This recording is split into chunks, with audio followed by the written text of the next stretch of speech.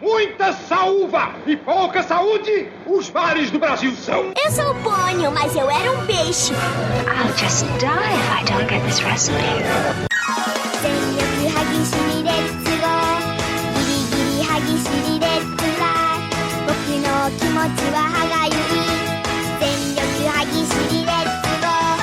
O mundo vai explodir! Se tiver de sapato não sobra! Pode sobrar, não pode sobrar! Como estão seus sonhos? Forget it, Jake. It's Chinatown. Eu não quero ser seu amigo, Rick. Eu só quero um café da manhã. Será que é uma pessoa só? Não, Claire, é todo um coral mormon fazendo as ligações obscenas de Natal. Bom dia, cinéfilos! Estamos aqui no mais novo episódio do podcast Ponto Cego. Eu sou o Thiago, seu apresentador, e junto comigo está... a Bia, sua co-apresentadora do dia. E também... eu aqui, Rodrigo. Começando com você, Rodrigo, diz aí, você viu algum filme bacana que você gostaria de indicar para os nossos ouvintes? Então, é um filme que eu queria muito assistir, mas como eu não faço mais as listas, né, eu não escrevo mais as listas, eu acabo esquecendo. Aí, como eu sou meio louco, fico de madrugada assistindo vencedores de Oscars antigos, veio o vídeo da Cher, né, ganhando o Oscar por Feitiço da Lua, e reacendeu aquela curiosidade em assistir o Feitiço da Lua, e coloquei para assistir. E a minha surpresa foi tremenda. Eu amei o filme, né, a minha indicação da semana é o Feitiço da Lua. A Cher tá demais no filme, demais. Ela te ganha nos primeiros minutos do filme, né? A construção da personagem dela é muito boa, assim como a construção da Olivia Dukakis, que faleceu recentemente, né, dia 1º de maio, e também ganhou o Oscar de melhor atriz coadjuvante pelo papel. E é incrível, olha, as cenas em que elas interagem, as duas, e a história também, você acaba aceitando aquilo por conta da história, né, por conta do feitiço da lua que acontece. É maravilhoso, é delicioso. Eu assistindo ao filme, percebi o quanto que a gente não consegue mais fazer comédia romântica como antigamente, né? É muito bom, é muito gostoso, e o filme tem quase 2 horas e passa muito rápido. Então a minha indicação da semana é Feitiço da Lua. Não sei se vocês já viram. Eu nunca assisti, não. Eu não sou muito de comédia romântica, mas fiquei interessada. Eu vou dar uma chance, vou assistir. Eu também. É um dos filmes que tá na minha lista também há um tempão, porque todo mundo fala super bem desse filme. Uhum. E você, Bia? Eu assisti um filme que eu tô para assistir há um bom tempo, mas eu acho que eu não estava colocando fé no filme. E talvez eu tenha assistido no momento certo, que foi o Mandy, Sede de Vingança, com o Nicolas Cage.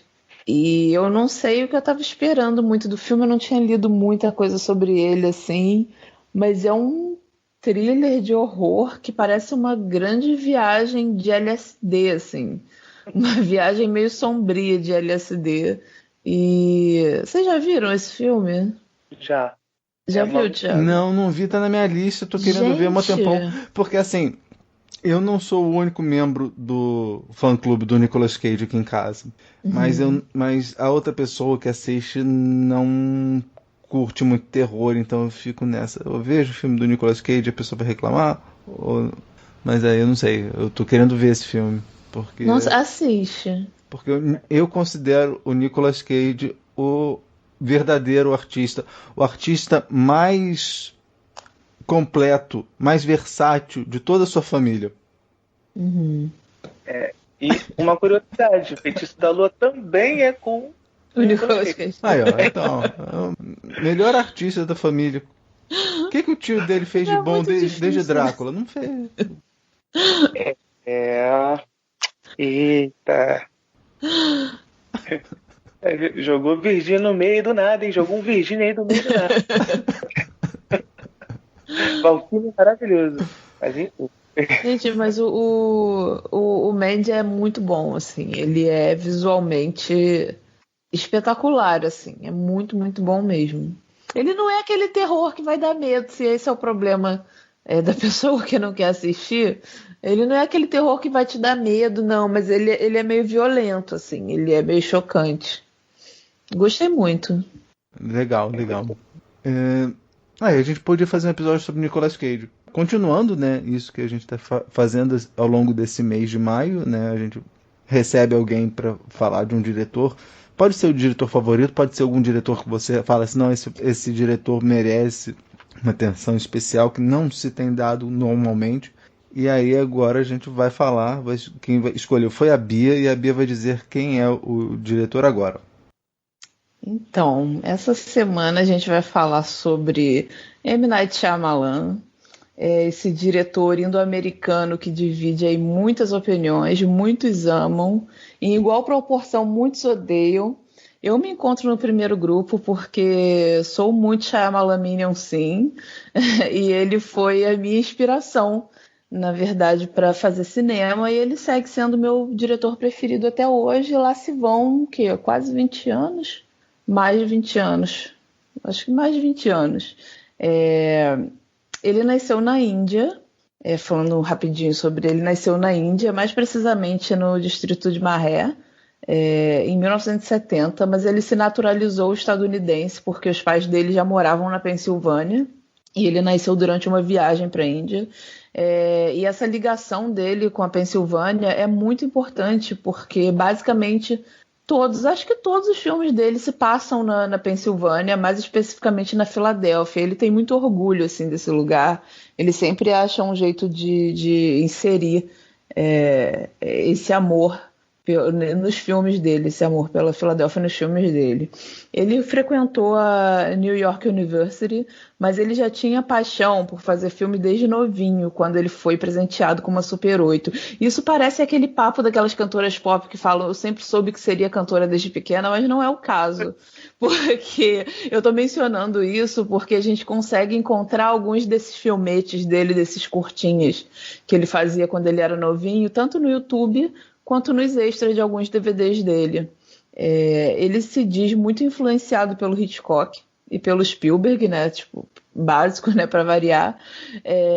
Inclusive, ele foi chamado no começo, assim, durante a época do Sexto Sentido, de O Novo Spielberg, mas não faz muito tempo, foi, na verdade, até na pandemia, acho que faz alguns poucos meses, durante uma entrevista com o Jimmy Fallon, ele declarou que a maior inspiração dele para seguir a carreira de cinema, né, foi um livro escrito pelo Spike Lee sobre cinema. Eu acho que o nome do filme, eu quando vi essa informação fui procurar porque ele não menciona o nome do livro na entrevista. Eu acho que é o Spike Lee's Gotta Have It, Inside Guerrilla Filmmaking, sobre filmes de guerrilha, né, sobre fazer cinema da forma que o Spike Lee faz. Por falar em influência, como eu já falei antes, o Shyamalan foi a minha influência para cursar cinema. Eu já amava filmes também como ele, mas eu lembro até hoje da sensação da minha mãe me levar para assistir O Sexto Sentido, porque ela gostava muito desses... Ela já sabia mais ou menos do que se tratava, né? E ela me levar para assistir O Sexto Sentido, e como aquilo me bateu na época. Foi uma época também que eu estava naquela fase que a gente chega do colégio, que as pessoas já estão começando a decidir o que elas vão querer fazer da vida, de faculdade e tal. E eu lembro que Sexto Sentido, eu já estava meio encaminhada assim, para querer fazer cinema, e eu lembro que Sexto Sentido me bateu do tipo, isso, assim, de ver a reação das pessoas, assim, o Rodrigo talvez ainda não fosse nascido, ou já era, mas era bem novinho, mas talvez o Thiago lembre de como gerou uma comoção tanto de marketing como assim das pessoas na época. Eu lembro que eu pensei assim, é isso aí que eu quero fazer na vida, e tamo aí. Péssima decisão para você fazer quando você mora no Brasil, mas foi a minha influência, assim. Eu tava com um pouco de dificuldade de pensar em como fazer essa introdução sobre a carreira dele. Aí hoje cedo eu comecei a assistir umas entrevistas com ele. E eu vi uma entrevista um pouco antiga em que ele conta, como eu contei agora, da experiência dele indo ao cinema quando ele tinha 7 anos para assistir Star Wars. E ele fala um pouco nessa entrevista, isso eu estou falando com as minhas palavras, não foram exatamente as palavras dele, mas para resumir, ele fala um pouco sobre toda a profusão de sentimentos que o filme provocou nele, assim, a própria experiência de estar no cinema em si. Ele até menciona que toda a família dele ficava comentando o filme no meio do cinema, e ele pediu para todo mundo ficar quieto para que ele pudesse de fato estar ali naquela experiência de imersão. Mas ele me menciona uma coisa que me chamou muita atenção, porque eu acho que nasceu ali um sentimento e o tema que vai permear toda a obra de Shyamalan, que é a fascinação que ele teve ao ser apresentado ao conceito da força, a força de Star Wars. E ele descreve esse momento em que ele teve essa fascinação como um momento espiritual mesmo, assim, de entrega e fé naquilo que ele está vendo. Ele, pequeno, saiu do cinema achando que ele ia aprender a dominar a força, sem muita noção de limite entre realidade e a diegese do filme, todas essas coisas. Assim, certamente o Shyamalan adulto entendeu que ali ele teve a primeira experiência do que a gente chama no cinema e também na literatura de suspensão da descrença. Mas ainda assim a gente consegue identificar até hoje em toda a obra dele uma busca por esse mesmo momento que ele teve quando ele foi assistir Star Wars. Esse momento que nos força a suspender a nossa descrença e emergir na narrativa que ele está propondo ali. E eu acho que no final das contas a fé do Shyamalan é no próprio cinema em si. O cinema é para ele, acredito que seja para a gente também que gosta de cinema, esse elemento imersivo e catalisador. E falando sobre esse tema, né, da fé, falando sobre o primeiro estouro dele também, nós temos O Sexto Sentido, em que o personagem principal, que eu acho que é um papel maravilhoso do Bruce Willis, aliás, eu acho que alguns dos melhores papéis do Bruce Willis foram do Shyamalan, né, em direção de Shyamalan. Enfim, esse personagem ele tem toda uma jornada para acreditar que o menino que é capaz de se comunicar com os mortos ia só assim então entender o que aconteceu com ele. E muitos consideram esse uma obra-prima, a obra-prima dele, né? Eu acho que até às vezes uma maldição, assim, de certo sentido. É o trabalho pelo qual ele é mais reconhecido até hoje. E como eu estava falando, foi o filme que eu assisti no cinema. Eu acho que é um filme que ele impactou e ele ainda influencia bastante o mercado audiovisual no momento, inclusive o de horror, assim. Tem essa questão de um horror que não é tão gráfico como a gente via antes. Eu lembro que na época teve os outros também que seguia essa mesma linha. Eu lembro que se falou muito e se fala até hoje na época sobre essa noção de spoiler, né? A gente tinha todo aquele movimento do não conte o final do filme, que foi uma jogada de marketing, mas eu acho que com esse filme funcionava. Muitos chamam ele também de o rei do plot twist, e as pessoas eu acho que esperam até hoje, por isso eu falo que é uma maldição, porque eu acho que as pessoas esperam até hoje que ele repita de alguma forma o feito que ele conseguiu, né, com o Sexto Sentido na época. Eu acho que é uma cobrança surreal, assim, é uma cobrança que, enfim, mas eu vou falar disso um pouquinho mais pra frente. O filme ele concorreu a 6 Oscars, e isso não é muito comum pro gênero do filme também.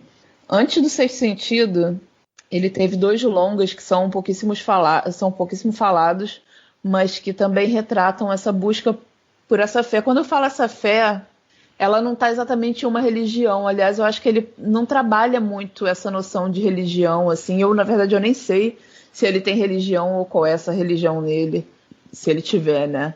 Enfim, esses 2 longas que são pouco falados, que são Pray with Anger, que é tipo uma semi-autobiografia que fala de um rapaz que na época da faculdade ele faz um intercâmbio, vai para a Índia estudar, então tem toda essa busca pelas raízes dele, o choque multicultural de um garoto que viveu a vida inteira nos Estados Unidos e voltou, né, meio que para a terra natal, e tem a questão de fé também. Esse filme é de 1992, Praying with Anger. E tem o Wide Awake, de 1998, que é sobre um menininho de uns 10 anos que estuda num colégio católico. Ele próprio estudou num colégio católico quando pequeno. E ele está enfrentando o luto pela perda do avô dele, e ele lida com isso procurando por Deus, procurando por sentido, sabe? É um filme bem bacana também. Em 2000, nós temos o Unbreakable, que é o Corpo Fechado. E a gente vai falar um pouco dele depois, quando a gente falar da trilogia. Em 2002, a gente tem Sinais, que tem aquela cena maravilhosa que se passa no Brasil, mais precisamente em Passo Fundo, no sul do país, em que o ET aparece numa festa de aniversário, aquela gritaria, né? Tipo uma found footage, que passam numa reportagem. E o protagonista do filme, ele é um pastor que perde a fé, aí nesse caso é a fé religiosa, após a morte da esposa em um acidente. Esses dois filmes, o Unbreakable e o Sinais, eles foram muito bem recebidos pelo público e pela crítica. Só que aí a gente chega em A Vila, que para mim, pessoalmente, é um dos melhores filmes dele. Assim, eu lembro que me impactou muito na época também, embora na época eu estava na faculdade de cinema, eu nem captei na época todas as mensagens que o filme tinha. Hoje em dia eu consigo perceber muito melhor e segue sendo para mim um dos melhores filmes dele, e é estranho para mim ver que a maioria das pessoas odeia, assim, inclusive a crítica. Ele foi muito avacalhado pela crítica, mas assim, lendo, porque eu acompanho ele há muito tempo, então lendo durante todo esse tempo e pensando, revendo o filme, eu creio que isso talvez tenha muito a ver com uma postura de paranoia e xenofobia que os Estados Unidos intensificou, não que ele criou, ele intensificou depois de 11 de setembro, né, de 2001. E A Vila é um filme bastante político e crítico. Ele é repleto de simbolismo. A gente tem os monstros ali que são criados e alimentados pelos líderes daquela comunidade, mas esses monstros eles não oferecem mal algum. Toda a vida está acontecendo lá fora, né? Enfim, toda a vida está acontecendo lá fora, eles estão presos àquilo ali. Os habitantes estão ali vivendo restritos e com medo de uma história que na realidade não existe. Se você parar para pensar, muitas das guerras, não precisa parar para pensar muito, né? Só você saber, enxergar muitas das guerras, principalmente as guerras que os Estados Unidos travam. Aqui no Brasil a gente já vê isso também. Os monstros que esses líderes criam como um motivo para criar guerra com outro país. Então, assim, ou como motivo para muitas das decisões que eles tomam. Então, nesse filme, a relação com a fé, ao contrário dos filmes anteriores, ela ganha um tom um pouco diferente, porque a personagem principal, ela não precisa recuperar a fé. Ela acredita desde sempre em tudo que é contado para ela ali sobre aqueles monstros naquela comunidade. Na verdade, ela precisa desafiar aquela fé, ela precisa parar de acreditar um pouco ou passar por aquilo.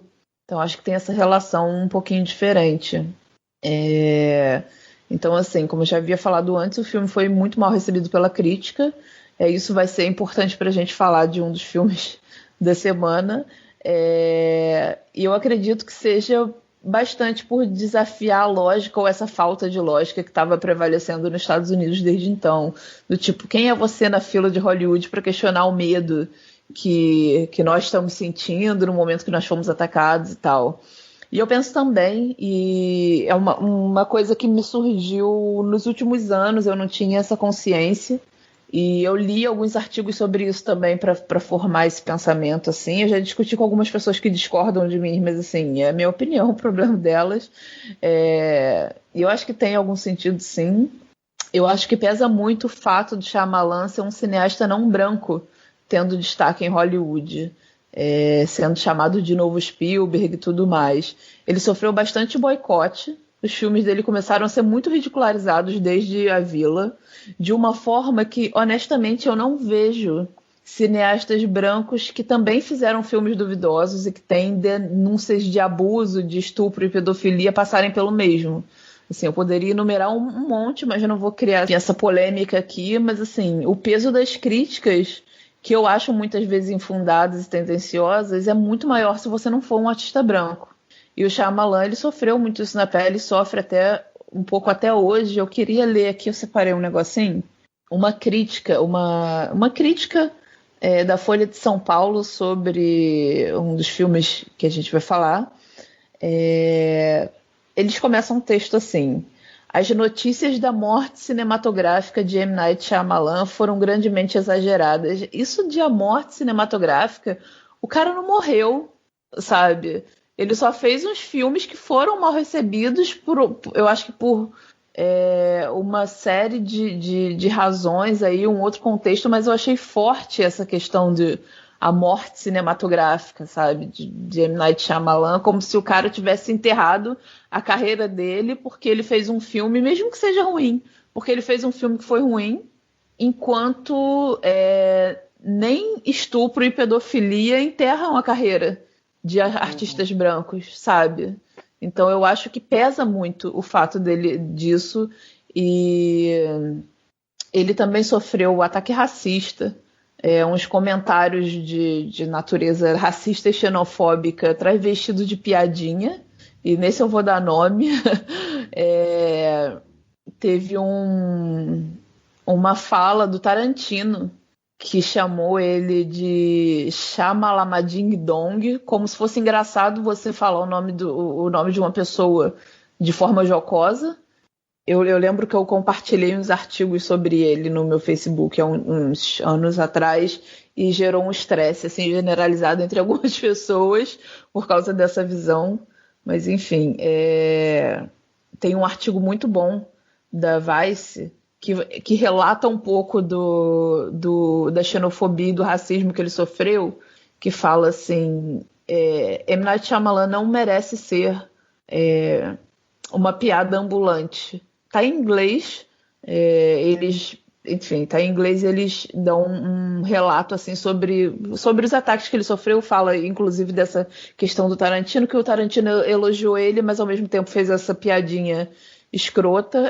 Quando o podcast sair, eu coloco o artigo assim nos comentários das redes sociais, e assim, mas eu acho muito interessante ler para a gente entender de onde vem muito do que a gente não, porque eu não fazia isso, mas do que muitas pessoas criticavam o Shyamalan, para entender de onde vem isso também, que não é só porque ele fez um filme que as pessoas não gostaram, pesaram a mão e ainda pesam até hoje, sabe? Tem muito artista branco medíocre aí que não sofre metade do que ele sofreu. Enfim, a partir de A Vila, ele fez uma série de filmes que foram mal recebidos. E os filmes que eu escolhi para vocês essa semana são justamente dessa fase, e ele só começa a recuperar a confiança do público com A Visita, que é um filme de 2015, que eu acho que também está entre um dos melhores filmes dele. Eu não sei se é porque eu gosto muito desse estilo. Ele pegou o finalzinho da febre do found footage, que esteve em alta por um tempo aí por causa de filmes como Atividade Paranormal, mas o que é legal é que ele pega essa febre do found footage no horror, e não tem nada de horror, na verdade, né, no filme. Eu acho que esse eu acho que esse filme merecia um pouco mais de atenção do que teve na época. E o novo boom dele mesmo veio em 2016, 2017, que eu acho que foi quando estreou aqui, com Fragmentado, que é a segunda parte, entre aspas, de Corpo Fechado, né? Na verdade, ele veio aí para compor a trilogia de Surreal 177, que incluem Corpo Fechado, Fragmentado e Vidro. Vocês assistiram Vidro? Assisti no cinema. Uhum. Tiago não, Eu assisti agora. Assistiu agora? O que vocês acharam? Pode ser sincero, mesmo eu sendo Shyamalan Minion, vocês podem ser sinceros, porque eu sei que muita gente odiou. Eu tô nessa onda do odiou. Mas eu vou tentar me explicar. Não é odiar. Né? Eu gosto muito de Corpo Fechado. Né? Foi acho que o segundo filme que eu assisti dele, depois do Sexto Sentido. Né? E bem depois eu assisti Fragmentado. Já tinha gostado muito da Visita também. Né? Eu falei, caraca, assisti Fragmentado e amei. E eu acho que o meu mal, né, na verdade, foi a expectativa tá muito alta, né, para poder assistir Vidro. Eu falei, caraca, ele vai unir os universos, né, dos dois filmes e construir, primeiro pelo elenco, que é incrível, né, ele adicionou a Sarah Paulson, que eu sou apaixonado por essa mulher, E só que entregou um filme que eu achei que ele não soube desenvolver. Né? Na minha concepção, quando eu fui assistir com uma amiga, eu falei, tu vai assistir Corpo Fechado e Fragmentado antes de assistir Vidro, é uma trilogia, pelo amor de Deus, não quebra o ritmo. Aí ela foi comigo, ela amou o filme, e eu saí tipo, caramba, foi isso, já você prometeu, cara. Prometeu pra mim, cara, um terceiro filme, um fechamento incrível, sabe? E, assim, escolhas, né, de roteiro, não de direção, mas escolhas de roteiro, por exemplo, não querendo soltar um spoiler, mas soltando pra poder me explicar um pouco, o personagem do Bruce Willis morrendo numa poça d'água. Eu achei isso genial, Rodrigo. Eu achei... Assim, eu me apaixonei por esse personagem de uma forma que, assim, eu chorava rios, mas eu não acho que poderia... Assim, eu queria que ele continuasse vivo, porque eu me apego a personagens como se fossem pessoas reais, e eu queria acreditar que ele estava vivinho da Silva, agora queria, mas, assim, eu acho que não tinha outro final. Não, sim, mas o negócio foi morrer na poça d'água, sabe? Mas era o maior medo dele. A água. Sim. Olha só, querendo passar pano pro... Mas foi demais. Eu queria saber o que o Thiago achou também, para eu poder passar meu pano com mais propriedade. Eu entendo muito bem o que o Rodrigo falou de questão de expectativa, porque, por exemplo, 2 anos atrás, me falaram que é um filme de terror que ia revolucionar o cinema. Nunca ninguém tinha feito um filme de terror que nem esse. E aí eu fui ver, na verdade, é o remake de um filme do Nicolas Cage, só que sem o Nicolas Cage. Isso me deixou muito amargurado, muito triste, porque eu fui lá falando assim, não, esse filme, olha, o pessoal tá falando que é a melhor coisa de todos os tempos. Aí eu vejo, é o remake de um filme do Nicolas Cage sem o Nicolas Cage. É meio frustrante, eu entendo. Mas você não assistiu o Vidro? Assisti o Vidro. Agora eu vou falar sobre o Vidro. Tá. Não, Tá você sabe que filme é esse que eu tô falando, né? Não. É o Midsommar. Ai, Thiago, a gente precisa trabalhar isso em você, Thiago. Mas... A gente ainda vai fazer um episódio sobre o Ari Aster. Não, eu já vi. Não é ponto cego, eu já vi toda a enorme filmografia desse grande diretor. Viu errado. Da família Johnson. Hã? Não, agora da família Johnson. Não. Agora, falando sobre o Vidro. Eu demorei um tempo, porque assim, eu vi o Fragmentado quando saiu. Eu vi o do Corpo Fechado quando saiu no cinema. E, então eu não lembrava muito das coisas, né? Mas eu vi. Eu não desgostei, não. É uma história. Você repara, algumas coisas sobre esse filme eu vou me guardar no direito de não falar nele agora, porque eu acho que ele se comunica muito bem com um dos filmes que a gente vai falar. Mas eu não... Em pelo menos 2 aspectos, né? Mas eu não desgostei não, o Bia. Achei que ia ser muito pior, porque pelas críticas que estavam sendo feitas, achei que ia ser uma porcaria, mas assim, é aquilo também, eu tenho uma resistência monumental, só filmes de diretores pretensiosos é que me incomodam. Que não é o caso do Shyamalan, mas é caso de determinados diretores. Hã? Mas acham ele pretencioso. Inclusive, uma das coisas que falaram muito em A Dama na Água, e a gente vai falar sobre isso depois, era justamente isso. Não, mas... Assim, sou Shyamalan, né? Como eu havia falado, com muito orgulho. E assim, eu amo o filme. Ele é um dos meus filmes preferidos dele. Assim, eu acho que, aproveitando o gancho do que o Rodrigo falou, eu já tinha pensado nisso, e com algumas pessoas que eu conversei na época, o grande problema delas foram não porque elas criaram grandes expectativas, mas elas criaram expectativas erradas. Como? Elas criaram expectativas de lutas épicas, gente voando, explosão. E eu acho que o que faltou nas pessoas foi entender que a essência do cinema do Shyamalan sempre foi e acho que sempre vai ser o foco nos personagens. E na jornada deles de encontro com alguma coisa muito interior. E eu acho pessoalmente maravilhoso eu gostei muito de Vidro porque eu acho que ele conseguiu se impor e não ceder a essa expectativa externa de um mundo que no momento, e eu falo isso como uma pessoa que é muito fã de Marvel e DC, mas de um mundo que no momento quer ver filmes de herói voando e dando salto, explodindo coisa e o caralho é 4. Assim, então, assim, eu acho que faltou nessas pessoas entenderem que nunca seria esse o foco dele num filme de herói, e que eu acho que por isso ele agradou alguns fãs mais fervorosos como eu, porque eu acho que a gente já esperava um pouco essa coisa interior, assim, não tanto a explosão. E eu acho que por isso desagradou muita gente. Eu acho que estavam esperando algo mais grandioso, mais vertiginoso, assim, nesse sentido, uma coisa talvez mais Zack Snyder, não sei. Mas, assim, eu gostei muito dele não ter entrado na moda de fazer filme de herói com uma cara Marvel e mostrar o que é a visão dele de herói. Inclusive, esse filme, eu acho que ele tem muita metalinguagem, assim, e...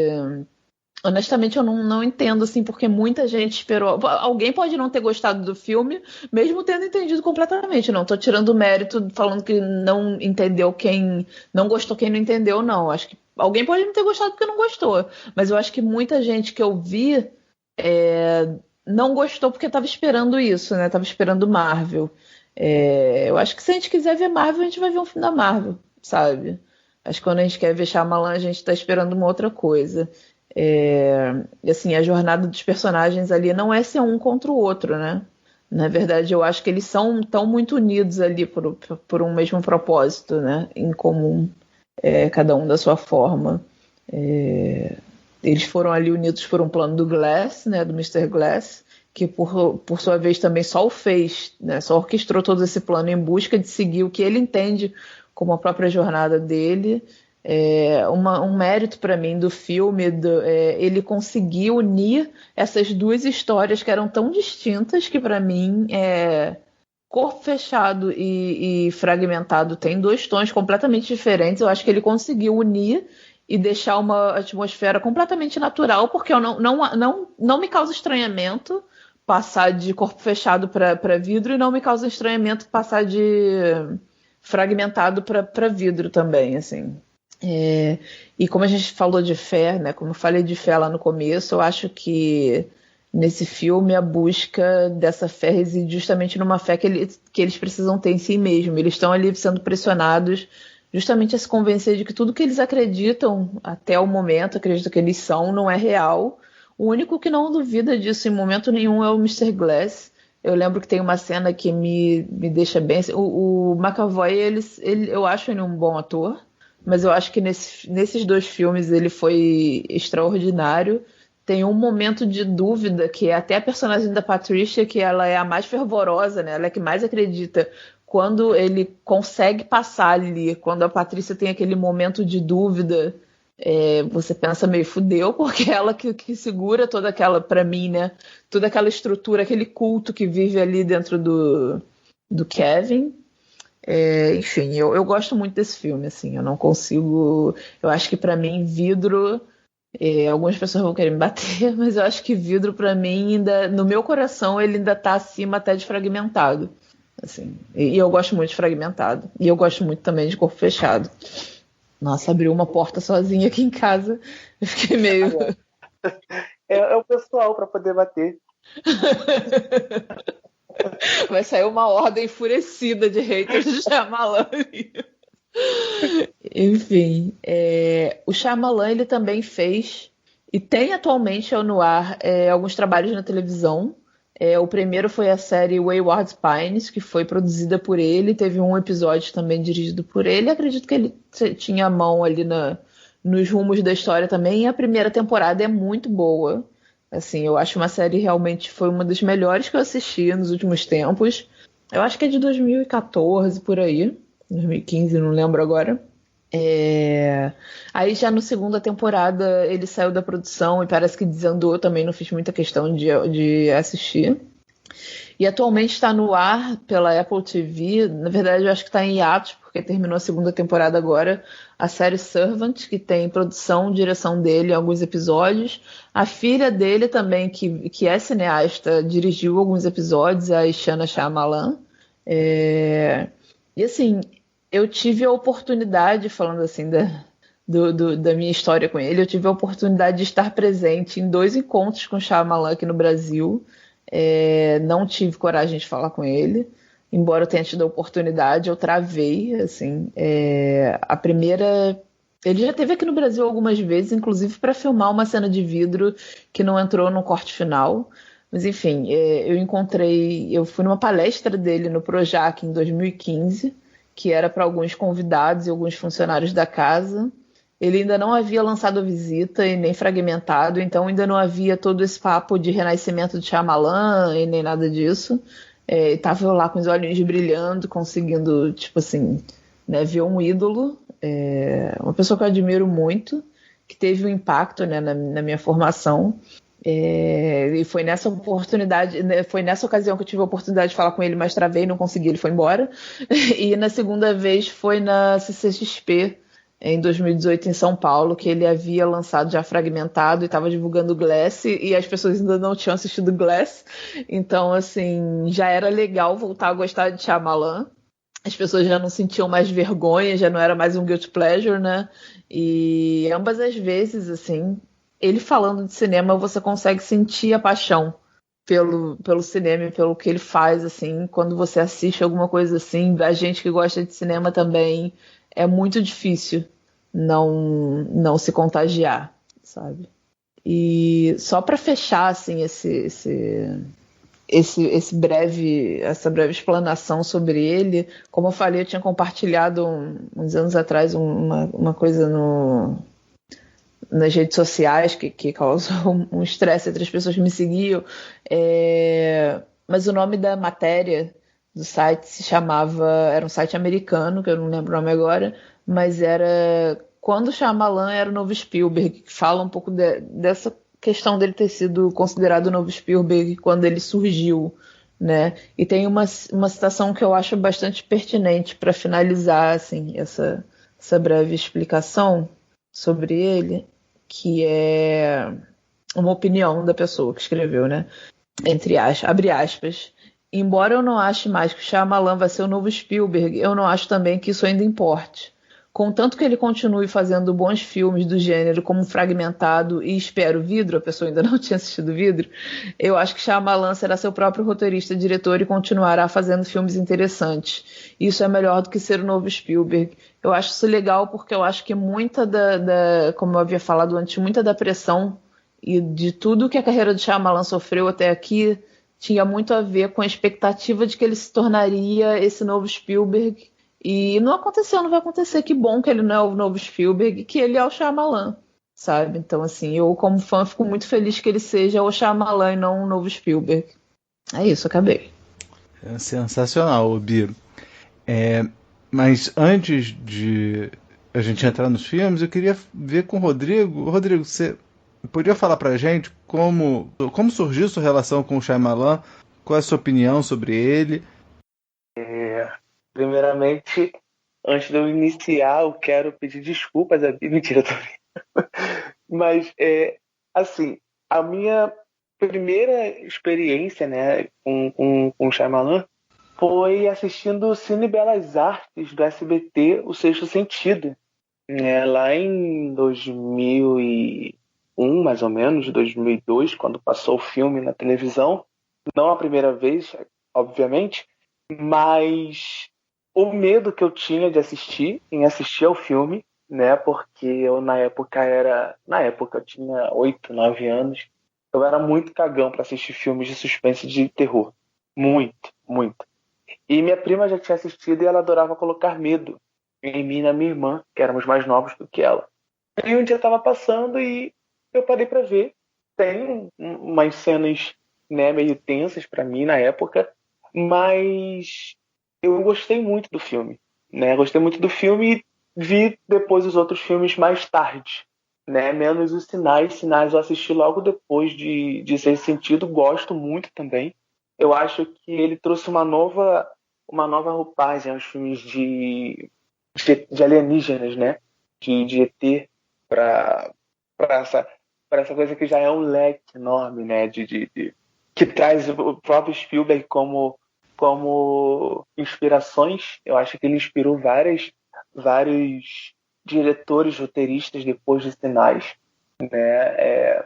Mas eu tenho essa não é um ranço, mas o ranço é muito forte. Não é ranço, não. A palavra é desapontamento, eu diria assim. Não, gosto muito de A Vila. Eu assisti A Vila tem pouco tempo, deve ter uns 4, 3 anos que eu assisti A Vila. E eu tava... Sabe quando você está assistindo e degustando a história? Né? Assim como a Bia falou que muita gente não gosta, eu gosto muito da Vila. Muito, muito mesmo. Eu acho que é um típico filme que você vai se misturando com os personagens, você vai... Quando assisto a um filme de suspense, eu fico suando muito nas minhas mãos, nos meus pés, meu nariz, eu começo a suar, e esse filme me deixou assim. E eu pensava, cara, se for isso que eu tô pensando, vai ser muito foda, sabe? Vai ser muito incrível. E foi o que eu tava pensando. Né? É muito bom isso. Mas aí veio o... Não vou dar spoiler agora, porque é um dos filmes que a gente vai comentar. E o Último Mestre do Ar. Né? Eu não tinha conhecimento nenhum sobre Avatar. Né? Eu fui assistir Avatar por agora. Mas eu assisti ao filme e falei, meu Deus, que bagunça. Mas eu via que não era culpa dele. Sabe? Não li sobre, mas parecia que era muita pressão do estúdio ali. Parecia muito dedo de estúdio, sabe? Cortando, mexendo em trabalho do diretor. Então ali não tem a visão dele como produto final, sabe? Não tem uma visão dele como artista, como um cara que escreve, que dirige seus próprios filmes. Então a culpa ali não é dele, a culpa é do estúdio, né? É uma culpa que ele não deveria carregar, mas que acabou caindo sobre as costas dele. Né? Então... Oi? Não, engraçado porque você complementou uma coisa que... É porque eu sinto tanta coisa que você complementou uma coisa que eu esqueci de mencionar. Essa briga com o estúdio, você fez um link que eu não sei se você sabe, mas pelo que eu lembro, que eu li na época, Sinais... Gente, se vocês não viram Sinais, assim, tem spoiler aqui, pula alguns segundos. Sinais era para ser um filme de ET sem aparecer em momento nenhum. E foi uma pressão dos estúdios que se colocasse ET. Ele não queria. Eu acho que teria sido sensacional se não tivesse aparecido em momento nenhum. Ok, apareceu, não comprometeu a qualidade do filme, porque eu amo esse filme, eu amo o filme de ET. Mas era para ser sem ET em momento nenhum. E O Último Mestre do Ar é um filme que é muito difícil falar, porque eu também não gosto muito. Mas assim, então, vocês podem ver que eu ignorei completamente ele. Brincadeira, gente. Mas eu realmente ignorei ele. Mas realmente foi pressão do estúdio. Assim, ele rompeu completamente. Eu acho que depois de After Earth, eu não lembro agora. Com essa coisa, e ele passou a fazer cinema que ele considera o cinema autoral dele de novo, assim, depois disso. Justamente são os dois filmes que são, tipo, o After Earth eu não consegui assistir. É um filme que, primeiro que é um filme de promoção do Will Smith e do filho dele, né? Então é um filme que tenta promover o tempo todo o filho do Will Smith ali, pelo menos nos minutos iniciais, que ele não se enxerga nos momentos iniciais, né?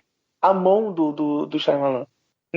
Tipo, era o que tinha acontecido no Último Mestre do Ar e acontece nesse, mas nesse tem mais a intromissão do próprio Will Smith. Isso eu já tinha lido em alguns lugares, né? Alguns tabloides de fofoca, né? Do cinema, porque a gente tem tabloides de fofoca do cinema espalhados aí em vários lugares, e falando sobre que era isso, né? Que ele promovia a cientologia, blá, blá, blá, essas coisas. E eu não assisti, então não consigo comentar. Os outros filmes, né? Os outros dois filmes a gente comenta sobre eles quando a gente for comentar sobre os filmes. Mas eu gostei muito da Visita, né? É um filme que me deixou muito arrepiado, porque pessoas normais e não tem envolvimento de sobrenatural. Né? É uma coisa que ele volta para ele volta para si, né? Como um diretor autoral, contando uma história autoral, e ele ainda até hoje, como a Bia falou, ele é preso. Essas pessoas ficam na expectativa de ter um filme como O Sexto Sentido, né, com um final surpresa. Tem que ter um final surpresa. E Shyamalan tem que ter um final surpresa, tem que ter uma surpresa no final. E, cara, ele não é assim, né? Ele não faz uma coisa tipo... os filmes dele até tem esse final surpresa, como tem na Vila, como tem... Mas ele vai deixando dicas. Você não precisa se surpreender com o final. E a mesma coisa a Visita, sabe? Você não precisa se surpreender com o final. Ele faz muito bem os jogos de câmera dele, porque a todo momento parece que tem coisas sobrenaturais acontecendo no filme, né? Mas é muito bom. E chegou ao Fragmentado, que é, para mim, uma pequena joia do cinema atual. Porque mostra todo o talento do James McAvoy, né? Que ele é surreal para mim. Até a gente que assiste ao legendado, ele muda a entonação, ele muda sotaque, ele muda a voz, ele muda corpo, ele muda... E isso tudo somado ao roteiro do Shyamalan, com a direção dele, sabe? É a volta. Nossa, é a volta do Shyamalan.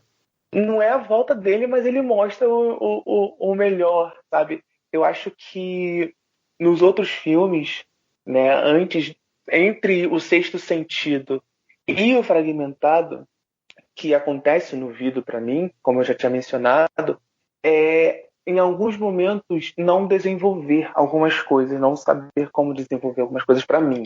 Pelo amor de Deus, não me mata, Bia. Bia tá aí. É no Valkyrie, né? O Uber daqui para ir dá uns R$5. Dá baratinho mesmo. Mas é isso, sabe? Eu sinto falta. Eu vou comentar mais nos outros dois filmes, né? Mas no Fragmentado eu não senti isso em momento algum. Eu acho que é tudo certinho, tudo encaixado direitinho, sabe? Do início ao fim. Ainda tem a Anya Taylor-Joy, que ela é maravilhosa. Ela é maravilhosa. Eu passo pano pra tudo que essa menina faz. Novos Mutantes. Menos os Mutantes. É isso aí. Thiago, por que você me lembra dessas coisas, Thiago? Eu não assisti ainda, mas eu vou passar pano mesmo sem ter visto também, porque eu sou assim, eu sou muito protetora com as coisas que eu gosto. Não, mas e eu vou passar um pano rapidinho e falar que, tipo assim, eu não amo O Último Mestre do Ar e o Depois da Terra. Só que eu sinto que eu preciso rever. Assim, eu sei que tem toda essa questão de que não teve muito dedo dele, não sei, quer dizer, não teve muito interferência e coisa e tal, mas eu sinto que se eu rever eu posso extrair um pouco mais do que eu extraí nas primeiras. Eu não odeio também. Eu não amo, mas eu não odeio também. Só não, tipo, assim, como uma fã de Shyamalan, eu esperava outra coisa, mas eu pretendo rever esse filme. Eu queria ter revisto essa semana, mas não consegui, mas eu vou rever. Assim. O público que está ouvindo o podcast, isso aí, em outras palavras, é renovar o passar de pano. Renovar o passar de pano. Eu tenho uma fábrica inteira de pano aqui para passar para ele. Mas o Fragmentado eu fui assistir no se eu não me engano, não foi no cinema, não. Eu falei, gente, será que eu assisto? Aí passou na televisão, assisti, me apaixonei, comprei filme, comprei figurinha, comprei bottom. Bottom sumiu, não tenho mais. Mas eu virei fragmento, como é que é? Fragmento Minion do filme. Né? E eu acho que essa expectativa que eu criei, né, que é diferente do que a Bia falou de achar que ia ter coisa de super-heróis, essas coisas todas, mas essa expectativa que me interferiu no vidro, né, é de ser algo psicológico, uma coisa mais, sei lá. Mas, num geral, né, eu acho ele um bom diretor, mas que entre aí a Vila, né, chegando aí no...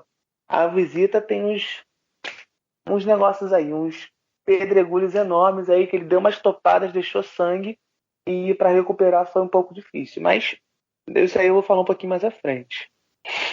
Eita, silêncio vergonhoso. Não, depois dessa conversa, eu acho que a gente pode passar para os filmes, né? Ok. Então, agora que já falamos do tema, né, vamos recapitular as regras do programa, né? Todo programa, eu e minha co-apresentadora, ou meu co-apresentador, ou meus co-apresentadores, escolhemos um tema. Hoje foram filmes dirigidos pelo M. Night Shyamalan. Então, a Bia escolheu um filme dentro desse tema, a que eu ainda não havia assistido, e ela escolheu um filme ao qual o Rodrigo ainda não assistiu dentro desse tema. Nós vimos os filmes e agora vamos conversar sobre eles. Bia, qual foi o filme que você escolheu para mim? Eu escolhi A Dama na Água, de 2006. Vamos conversar sobre A Dama na Água, mas antes vamos ouvir o trailer. I'm Cleveland Heap. Welcome to the Cove.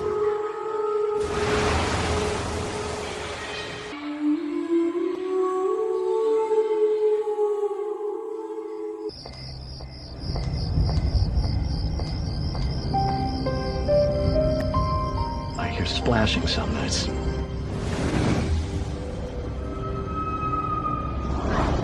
Hello? Hey! I saw you! I saw you!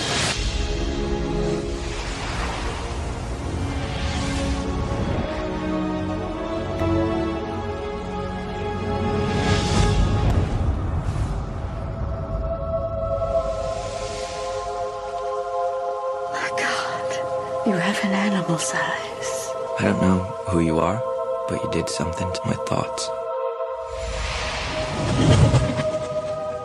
Where are you from? The Blue World.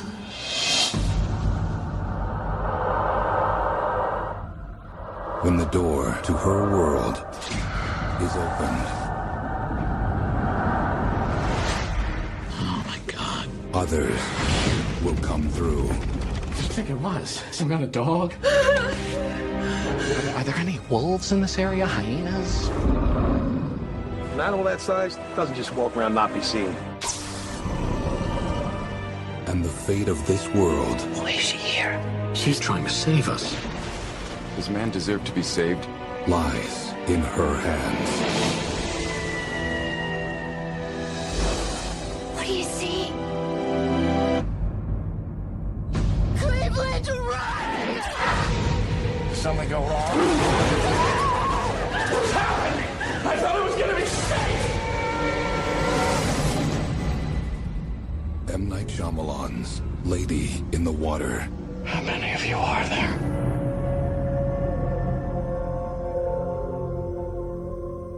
O filme foi escrito e dirigido pelo M. Night Shyamalan. O filme é estrelado por Paul Giamatti, Bryce Dallas Howard, Bob Balaban e Cindy Shank. Sinopse: Cleveland Heap é um síndico de um condomínio que resgata uma jovem misteriosa que, na verdade, é personagem de um conto de fadas que está tentando voltar ao seu mundo.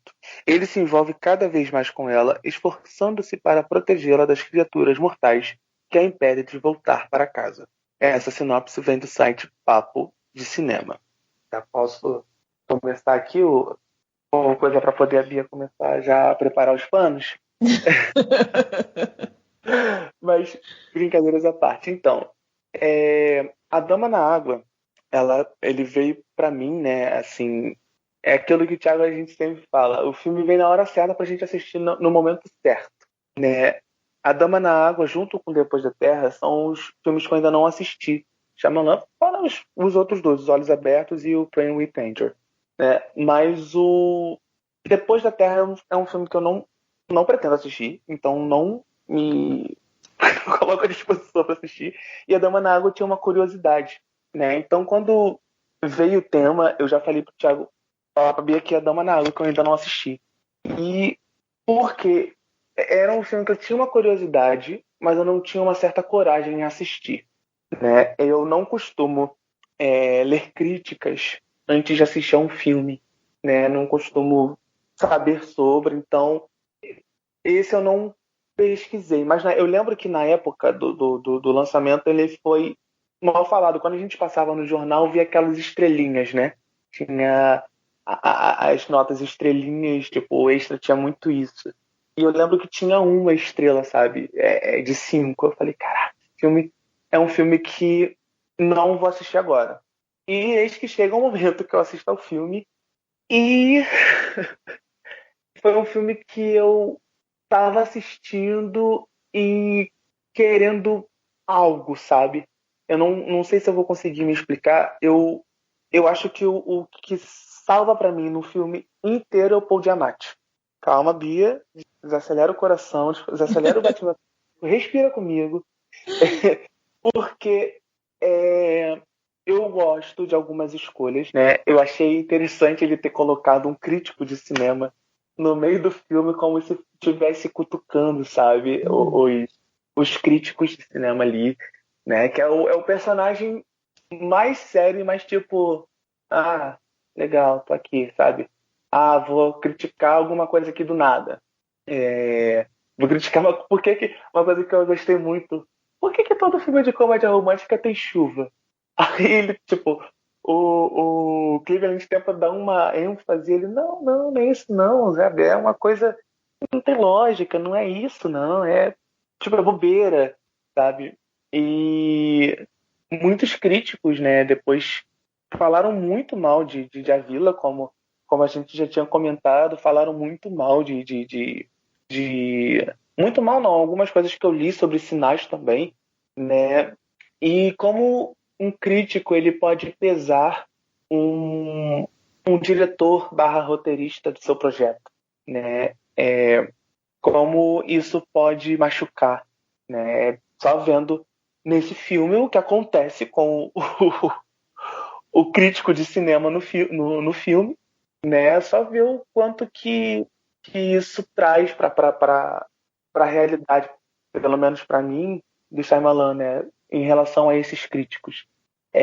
Mas eu acho que tem personagens característicos no filme que, por exemplo, o homem com um braço só forte. E todo o ato final eu assisti com a mão na cabeça falando: Senhor, o que o Senhor está fazendo, Pai? Por que você está fazendo isso? Sabe? Todo o desenrolar que ele estava tendo do filme foi, para mim, jogado fora com o ato final, com as coisas que aconteceram no final do filme. Algo... Não espero nada mais de plot twist, de coisas... Mas faltou exatamente no filme, para mim, roteiro. Eita, não queria essa parte. Muito roteiro no filme, muita coisa a desenvolver, muita coisa, não de explicar, mas de situações, sabe? Não quero falar com spoiler, mas situações e disposição de personagens no filme, para mim. Né? Enquanto eu assistia e via o personagem do Paul Giamatti, né? Quando acontece o primeiro contato, né, dele com a personagem da Bryce, né, com a History, caraca, sabe, vai acontecer isso na minha cabeça, que vai funcionando com coisas que eu vou recebendo, captando com o que ele está me passando, com a mensagem que ele está me passando, né, no filme. Eu fui pensando, mas não criando algo, não criando uma expectativa, mas pensando no que poderia acontecer. E ficou uma coisa mais simplória, mais até meio boba para mim, sabe? Mas eu não quero falar mais não, porque eu tô com um pouco de medo, Thiago. Pode falar. Eu discordo, mas pode falar, gente.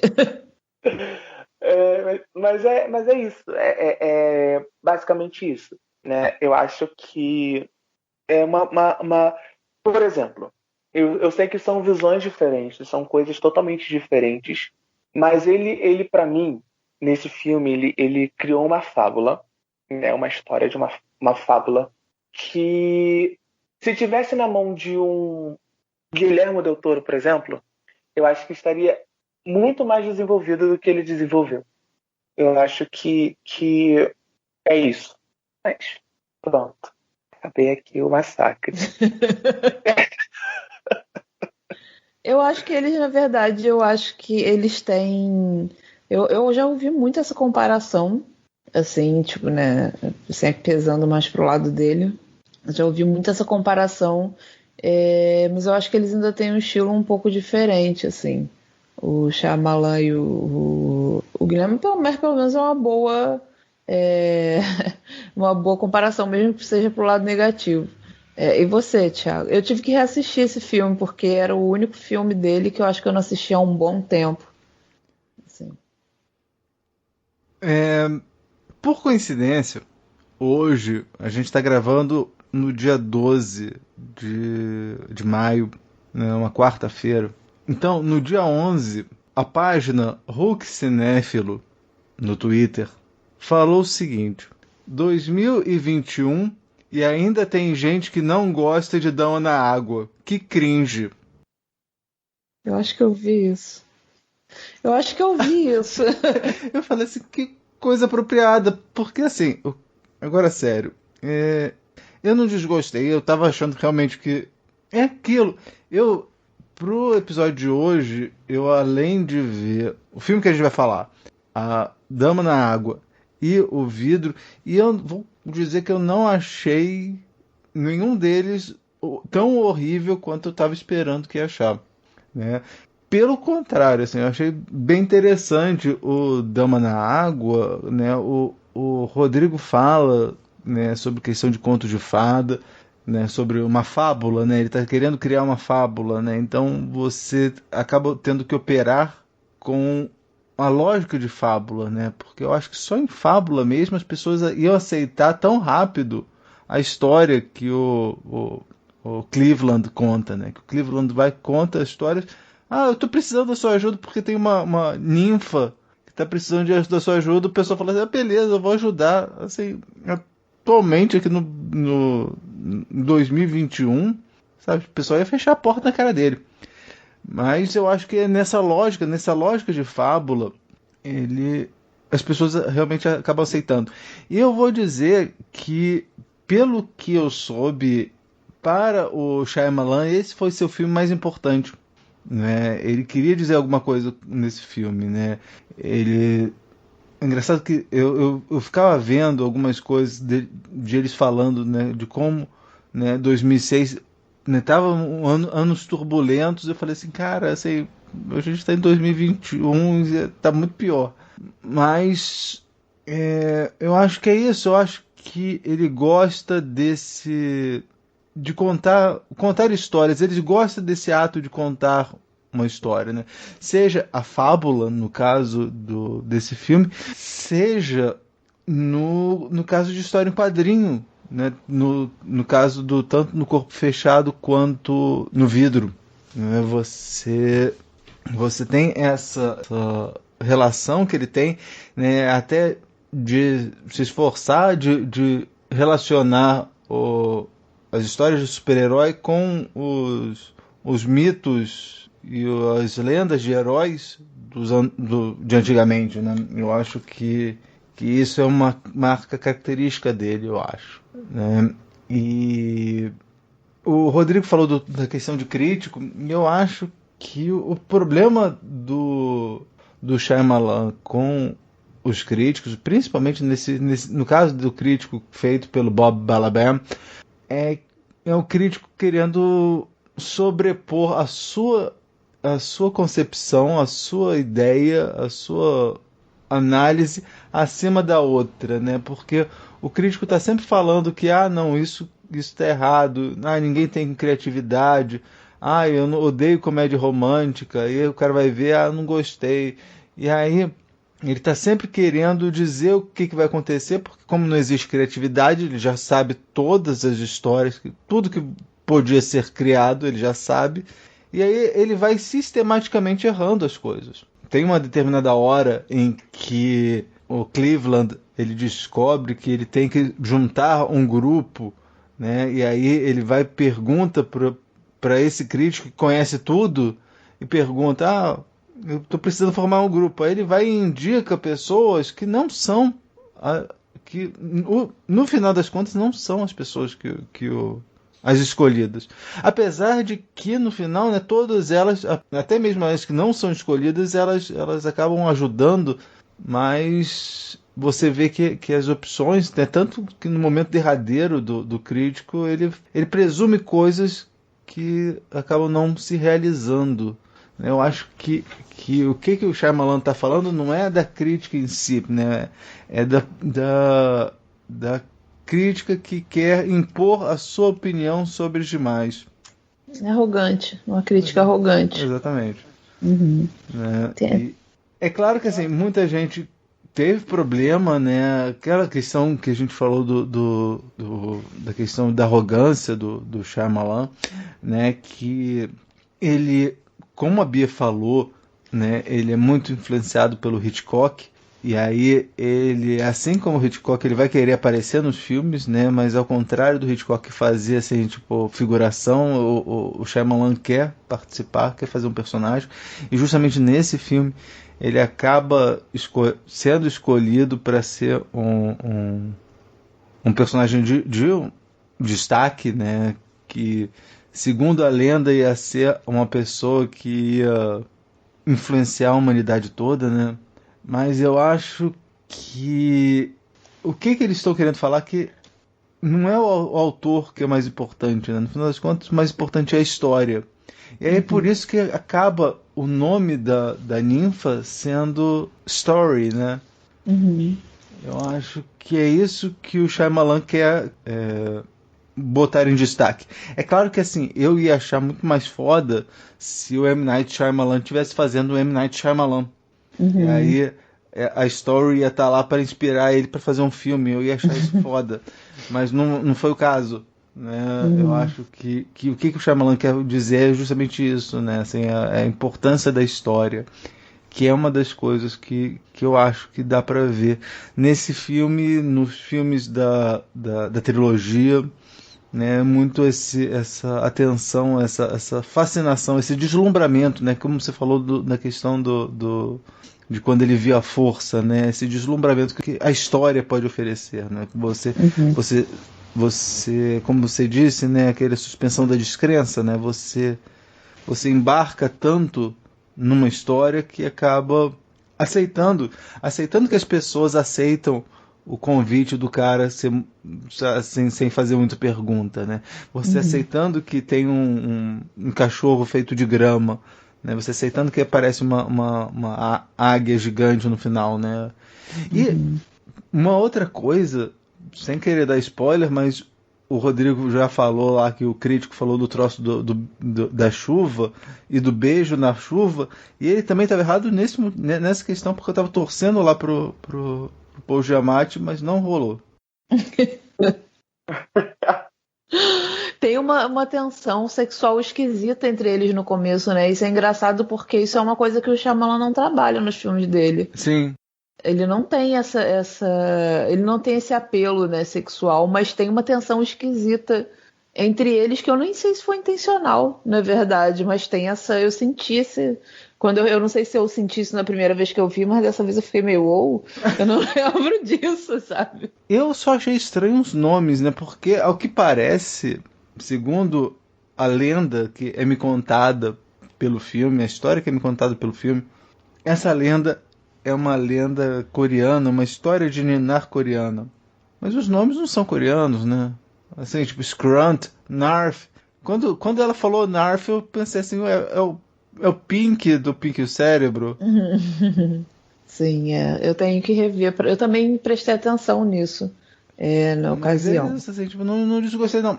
E uma coisa que aí depois eu deveria ter revisto os outros filmes, mas uma coisa que eu achei interessante foi um plano que ele faz aí e repete no vidro, que é aquele plano, né, submerso, né, dentro da piscina, mostrando as coisas. Isso você tem nesse filme, você tem lá no vidro também. Sim. Eu achei engraçado. Vocês dois falaram de pontos que eu havia anotado aqui para falar também. Um dos pontos que eu tô mais na cabeça assim agora é o que você falou do Shyamalan, ele participar dos filmes e tal. É engraçado porque esse é o filme, tirando o Praying with Anger que ele estrelou, ele é o segundo filme com maior participação dele, assim, na trama. E aí as pessoas acharam muito arrogante dele na época, tipo assim, mas é o ego, não sei o quê. E apontaram essa coisa meio messiânica dele ser um personagem que vai mudar o mundo com algo que ele escreve. Mas o que eu acho bacana dessa história toda é que, ao contrário dos outros personagens que participam ativamente, tem essa questão do nome dele, do nome da personagem, Story, que vocês apontaram, que eu acho muito legal, porque no final das contas é sobre salvar, né, sobre salvar essa narrativa, sobre salvar a história. Mas enfim, ao contrário dos outros personagens que participam ativamente, né, montando a festa ou fazendo as coisas para salvar a Story, ele é o único personagem, pelo que eu lembre, que ele é salvo pela Story, e não o contrário.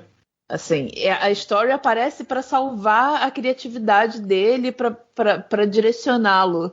Os outros estão ajudando ela, mas ele é o ajudado, sabe? Então eu não acho que seja tão arrogante assim, sabe? Eu não acho que ele estava se colocando... Tudo bem, tem a questão do mudar o mundo e tal, mas eu acho que na história que a gente vê, porque a gente não sabe o que foi que ele escreveu para mudar o mundo, na história que a gente vê, ele está justamente na posição contrária. Ele é salvo pela história, né? Talvez ele seja salvo pelo cinema.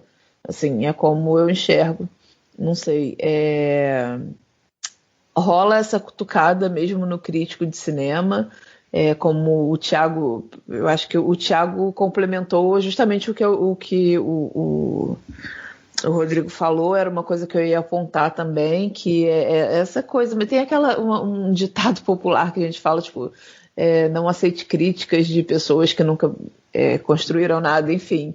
Eu acho que ele tem essa questão com os críticos, e o crítico, se o crítico fizesse a história, tem essa coisa, né? A história que o crítico montou estava dando toda errada, sabe? Então, assim, eu acho que ele tem realmente uma questão, eu acho que talvez ele tenha se sentido machucado ali, e eu acredito que façam sentido, né? A gente, como eu falei anteriormente, eu acho que às vezes as pessoas, a crítica pesou na mão, e assim, no final do dia é uma pessoa que está lendo aquelas coisas ali, sabe? Então acho que ele criticou, talvez não precisasse da figura do crítico ali, sim, mas eu acho que até a figura do crítico ali teve uma função narrativa de levar a gente por um caminho na história e depois ver que era outra, que não era bem aquilo que ele estava achando, que a gente estava achando, né? Que eram coisas mais mundanas. Assim, ele disse algumas vezes... você falou sobre esse é o filme mais importante. Ele já falou algumas vezes que o filme foi feito para as filhas dele. Então tem bastante essa pegada de sessão da tarde, uma sessão da tarde que eu particularmente acho bem legal. Eu gosto muito de fantasia, eu gosto muito de fábula. Então, assim, eu gostei muito. Eu acho que algumas pessoas, principalmente no meio cinéfilo, eles têm um olhar pouco gentil assim, com fantasia. Mas eu gosto. E eu gosto bastante porque eu acho que esse filme ele meio que inverte a tendência do que a gente entende como fantasia e até a tendência do que eram os filmes de fantasia naquele momento. A gente tinha acabado há pouco tempo ali Senhor dos Anéis, e aí a gente tinha no começo dos anos 2000 Harry Potter, que era o que dominava ali o mercado, e vários outros filminhos de fantasia, não sei se vocês lembram disso, mas surgiam vários outros filmes menores de fantasia ali, em que tem toda a questão da jornada do herói, né? O herói ele é chamado a uma grande aventura, então você tem aí na fantasia o protagonista que é levado a um novo mundo, com coisas que ele não conhece, assim. O Harry foi para Hogwarts, os irmãos foram para Nárnia, os hobbits foram lá para Mordor, né? A gente é teletransportado para a Terra-média, e aqui, ao invés de ser o protagonista levado a um mundo que ele não conhece é justamente a fantasia que invade o mundo real, que invade o mundano. E aí você vê que é um mundano, coisas completamente mundanas, como ler mensagem numa caixa de cereal, que possibilitam que a história, né, que a story, que a fantasia não morra. Então, assim, a história, a fantasia, ela depende da gente, né, para continuar viva. E eu acho que a fantasia é uma forma de abstração. Eu vejo muito link, tanto desse filme quanto do próximo, com o momento que a gente está vivendo. E por que eu tô falando isso? Eu acho que nesse último ano a gente buscou muitos refúgios para fugir do que está acontecendo. O cinema é uma delas. Nesse filme, uma coisa pequena que eu notei, e que depois eu revendo um trecho para ver se era isso que eu estava vendo mesmo,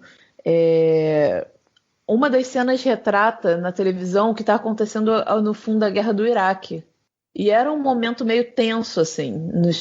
Mas, na verdade, os Estados Unidos, ele parece comigo, ele tá sempre tenso, né? Mas, assim, é um momento muito tenso nos Estados Unidos, a guerra do Iraque. E mostra isso ao fundo. O Shyamalan, ele é uma pessoa que tem preocupações políticas e ambientais. A gente vê isso bastante também no cinema dele. Na Vila, a gente tem isso em relação ao 11 de setembro. Já no Dama na Água é essa guerra. E eu acho que os personagens, tanto quanto a gente, o Thiago falou, é muita coisa de fábula que os personagens vão acreditando. Eu acho que eles queriam acreditar.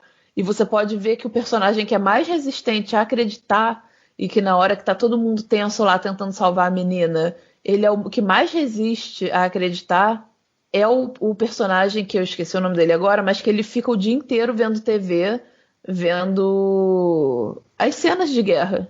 Que é aquele personagem que vocês sabem de que eu tô falando, sim, que é quem ele chama casa, então ele é o que mais demora a embarcar naquela fantasia ali, sabe? Então eu acho que ali é uma escolha dos personagens acreditar, como a nossa escolha é entrar no filme ali e acreditar. Não sei se tá fazendo sentido pra vocês o que eu tô falando, mas assim, eu acho que tem essa questão. O cara que ele tá, todos ali, eu vou usar como exemplo esse cara, ele não foi chamado por alguém e vai para um mundo novo que ele não conhece. Ele está ali imerso nos Estados Unidos, vendo o país dele bombardeando outro país e coisa e tal, e a fantasia invade e ele se deixa em algum momento, sabe?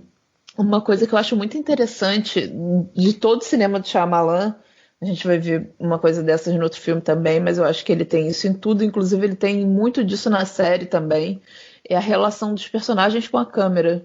E ele nem sempre trabalha com a lógica de plano e contraplano quando tem algum diálogo, pelo contrário, ele explora muito o extracampo.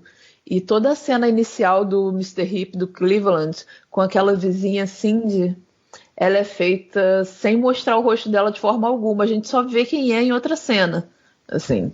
E não sei se vocês notaram, mas ela fica de costas para a câmera em primeiro plano, assim, e toda a apresentação dela se dá com ela assim de costas e a gente vendo o Mr. Hip interagindo com ela. E isso acontece em outros momentos, quando a Story tá no chuveiro e os personagens falam com ela, a gente ouve ela, mas ela tá no chuveiro, a gente não vê, a gente só vê os personagens agachando. Ele tem uns plongés, umas escolhas muito interessantes, assim, de direção, que eu acho bem legais. Tem muito dessa coisa do emergir na diegese ou não, e essa coisa de ser uma fantasia e você precisar de uma certa... Você precisar se entregar para acreditar que pode aparecer uma águia ou um cachorro com grama nas costas, é que tem uma coisa que eu demorei para me tocar, que a mãe da Cindy, para a mãe da Cindy continuar contando a história para ele precisa ceder. E ele precisa se comportar como uma criança, ele precisa ter a inocência da criança para continuar ouvindo a história. Então tem aquela cena que é meio ridícula, mas eu entendo, assim, como é a concessão que a gente faz para acreditar naquilo que está sendo mostrado ali. Que ele come biscoito e deixa se sujar por leite e fica que nem uma criança. Eu acho que a gente talvez meio que acesse esse nosso lado também quando vendo filmes de fantasia ou escutando histórias desse tipo. Não, é isso. Eu gosto muito. Não é dos meus filmes preferidos dele, mas eu gosto bastante. Não é dos que eu acho piores também. Eu gosto bastante. Eu acho que ele foi bastante mal interpretado. Assim, eu consigo, pelo menos eu consigo aproveitar essas outras camadas do filme, assim. Tem mais alguma coisa, Rodrigo? Rodrigo tá Não. calado. Refletindo. Refletindo, mudou a opinião dele. Hã? Não vou...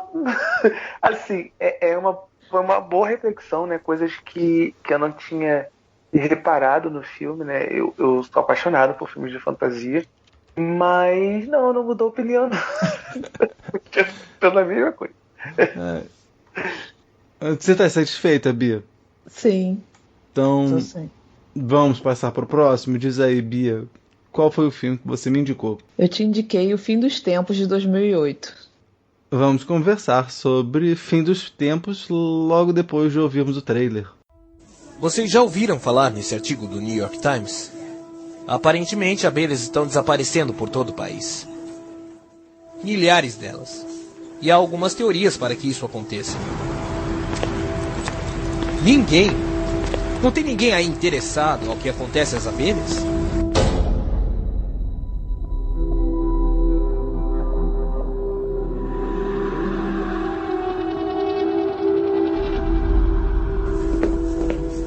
Dispensou os professores? Nós damos aula até debaixo de neve. O que tá vendo? Parece ser um grande incidente.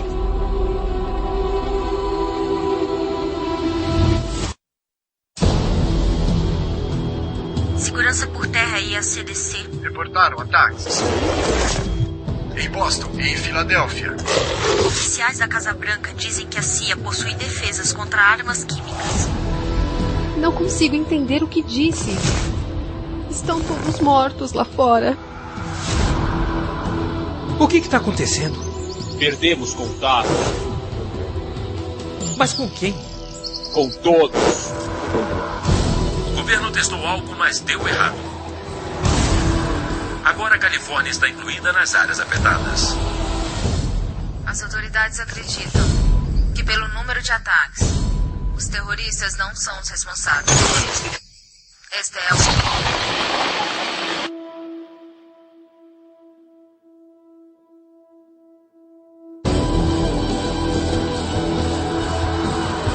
Tenho certeza que a ciência vai inventar uma razão para isso. No fim, é tudo teoria. E nós vamos falhar, porque ninguém admite que existem forças além da nossa compreensão.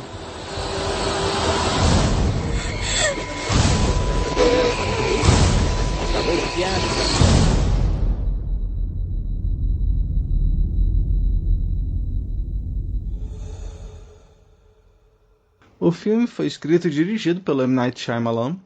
Atua no filme Mark Wahlberg, Zooey Deschanel e John Leguizamo.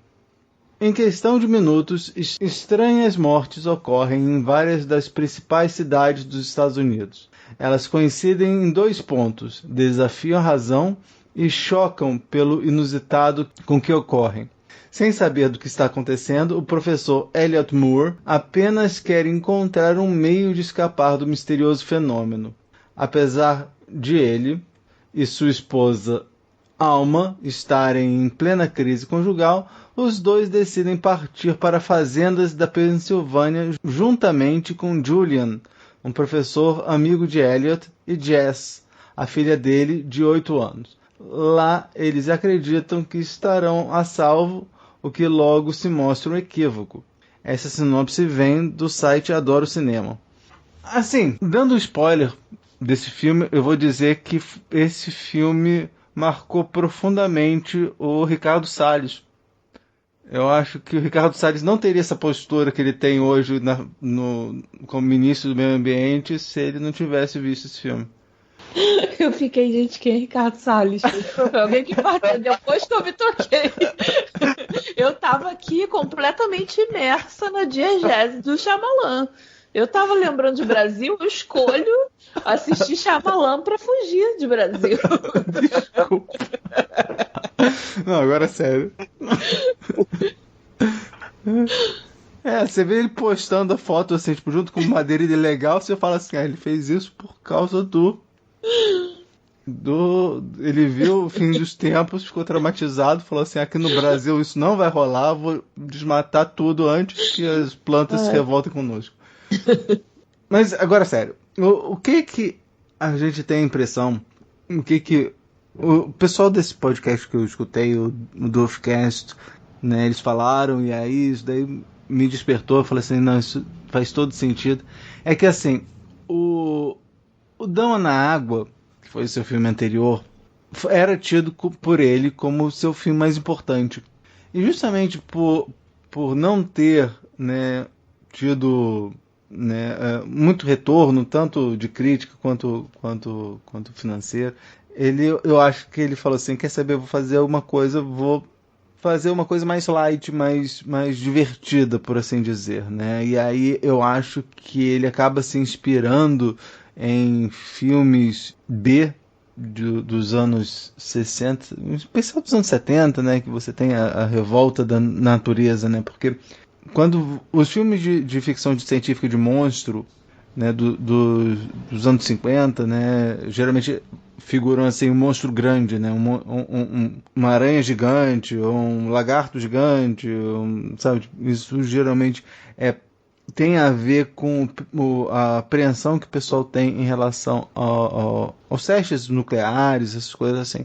Nos anos 70, né, quando a questão ecológica entra, né, ganha um vulto maior, tanto que a primeira conferência para discutir o meio ambiente, né, organizada pelas Nações Unidas, foi justamente a Conferência de Estocolmo de 1972. Então, você tem a questão do meio ambiente já sendo discutida, e os filmes de ficção científica de monstros, essas coisas assim, já estão ligando mais nesses aspectos, né? Então, geralmente são os animais, são vários animais, são hordas de animais atacando, né?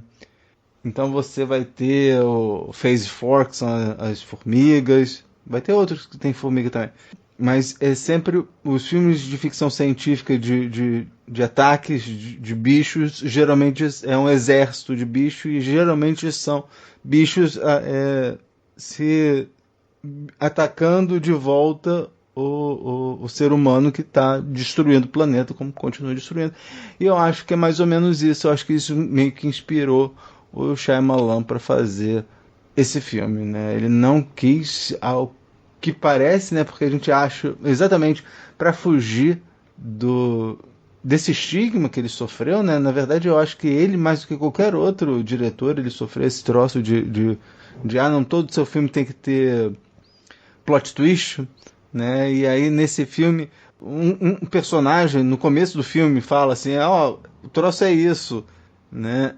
E o que está acontecendo é isso, logo no começo do filme. Então, eu acho que ele estava querendo discutir essas coisas também, né? Eu acho que ele está querendo fugir desse estigma, né? Porque eu lembro que, assim, plot twist existe desde que cinema é cinema, eu acho. Eu acho que o primeiro plot twist foi, sei lá, eu acho, do que eu lembro, foi o Caligari, que nem era para ser plot twist, né? O diretor, né, fez uma coisa a contragosto dos roteiristas. Os roteiristas queriam de uma determinada maneira, aí o diretor foi e botou um plot twist que desfazia tudo aquilo que os roteiristas tinham escrito, né? Mas eu acho que nos anos 90 isso pegou, né? Isso daí era uma coisa que o Roger Ebert vai falar, que é o Kaiser Soze Effect, né? Baseado naquele filme do Bryan Singer, que o pessoal também não pegou em cima, não pegou no pé do Bryan Singer, que fez esse filme, né? Os Suspeitos. Aí ele fez X-Men, aí depois ele fez a bomba, que foi o X-Men 3, que é tão bomba que foi retconned, né? Consertaram, apagaram esse filme, né, posteriormente, né? E também tem alguns outros casos, alguns outros escândalos envolvendo ele, e ninguém chega e escreve assim, a morte cinematográfica do Bryan Singer, como você falou. Outro também que gostava muito de fazer plot twist foi o David Fincher, E nenhum deles, o pessoal cobra, fala assim, o filme do David Fincher vai ter que ter plot twist, como é que vai senão não é que nem o Clube da Luta, ou aquele The Game, como é que faz, né? Mas não, o Shyamalan sempre foi cobrado, e eu acho que esse filme, ele falou assim, quer saber, no outro também não tem, né? No outro também não tem plot twist. Né? Eu acho que ele tá sempre querendo mostrar que assim, tipo, ele pode fazer filme não dependendo do plot twist. Sim. É engraçado que você fez você falou sobre ele se inspirar no filme de B. Eu acho que realmente ele se inspirou porque o filme foi anunciado como um filme B desde o início por ele. O problema é como depois a distribuidora vende, né? Exatamente. Eu conhecia muito pouco do filme, né? Eu sei que o filme era motivo de chacota das pessoas, mas eu acho que é justamente isso, né? Que ele é realmente um filme B, é um filme para ser engraçado, né? É um filme para ser para você, não para ser engraçado no sentido de ridículo, de comédia, né? É um filme, né? Que apresenta que os personagens se comportam muito como os personagens desses filmes, né? De um filme, sei lá, de um filme dos anos 50, aquele Panic in Year Zero, sabe? Tipo, Pânico no Ano Zero, né? Uns filmes desses de ficção científica, né? Que, dessa época, né? Uns filmes B dos anos 60, 70. Mas eu só conhecia as coisas de piada, né? Aquele troço do cachorro-quente, né? Aquela piada lá, aquele cara que ficava só falando de cachorro-quente. Ou então aquela clássica cena em que a mulher pergunta pro Mark se ele ia roubar as coisas, aí ele fala assim, não, sabe, conhecer, sabe, tipo, de meme, sabe, mas eu não, mas eu vejo que esse filme é muito, as pessoas criticam muito esse filme, né? Rodrigo, tem alguma coisa? Tem. Ele já começa rindo. Eu acho que ser concebido, né, como um filme B tirou muito do peso sobre o filme, sobre desenvolvimento, história, essas coisas, né? Porque se fosse um filme que se levasse muito a sério, ia ter N coisas negativas mesmo para poder falar, né, sobre o filme. Eu acho que ele desenvolve muito melhor um filme B em A Visita, né, que eu acho que para mim é um filme B, mas é um filme B maravilhoso. Mas voltando para o Fim dos Tempos, eu tenho um certo... Aí já é ranço mesmo, é asco do Mark Wahlberg, né? Eu já falei isso antes. Já. Mas é um problema pessoal, a gente brigou na infância. Mas nesse filme ele não me incomoda muito, né? O que me incomoda nesse filme, eu acho o início dele sensacional, porque é aquilo que eu acho que a gente tem mais medo, né? Que é o descontrole daquilo do que está ao nosso redor, né? É o medo de acontecer alguma coisa do nada e você não saber o que fazer. Eu acho que isso é humano, né? A gente está vivendo isso, né, atualmente, com esse vírus aí que está circulando o mundo inteiro, né, universal. A gente teve esse pânico, né, tem um ano e ainda está vivendo esse pânico de não saber o que está acontecendo, né, de não saber o que vai acontecer. Né, e esse filme, ele assistindo hoje, né, assistindo atualmente, eu assisti lá atrás. Lá atrás eu tinha muitas coisas mais negativas para poder falar, tanto que eu classificava como um dos piores filmes que eu já tinha visto na minha vida. Não me mate, não me destrua. Mas eu era, tipo, ingênuo um pouco, né? Tipo, muito tempo. E assistindo atualmente, eu ainda não acho um filme bom. Não acho um filme, meu Deus do céu. Mas é um filme que interfere menos, né? Ainda mais sabendo que ele foi concebido como um filme B, mas voltando ao início, eu acho que ele tem um início muito bom para um decorrer que vai, sabe, caindo. Ele vai descendo o nível do filme para mim, né? Fora que o cara fala com plantas de plástico, né? Então, o cara conversa com uma planta e é de planta de plástico, né? Mas eu acho que a cena da senhora lá, meio zumbi, meio louca lá, né? Que é também como uma mensagem pra gente, no início a gente não sabia, voltando agora pro coronavírus que a gente tá, como é que o corpo reagia, né? E ele começa a reagir de formas diferentes. Isso que a toxina que essas plantas jogam, né, liberam, eu acho uma ideia simplesmente foda, porque não aguentam mais, né? É um alerta, né? A natureza não aguenta mais ser destruída pelo homem, né? E destrói aquilo que está destruindo, né? Mas também muda a forma como ela libera essa toxina durante o filme. Eu acho muito interessante. Mas ainda não é tão para mim não ficou tão ruim quanto a Dama na Água, né? Porque, como vocês puderam ouvir no podcast, a minha mini detonação contra a Dama na Água, fazendo a Bia querendo sair da Praça Seca para poder me dar uns tapas na cara aqui no Valqueire. Mas eu tô no caminho. Mas o Fim dos Tempos, ele me deu uma nova ótica, né? Continuo não achando, como eu disse, um filme bom. Eu acho ainda um filme ruim, mas um ruim assistível, com uma ideia que poderia ter sido transformada. Eu acho que se ele trouxesse essa ideia e a desenvolvesse como algo mais sério, não sei, né, não concebido como um filme B, eu acho que ele poderia ter um puta filme nas mãos, né, de tipo um filme melhor desenvolvido, porque ele é incrível, a gente já viu, a gente já falou sobre filmes dele incríveis, e se me pego mais, sabe?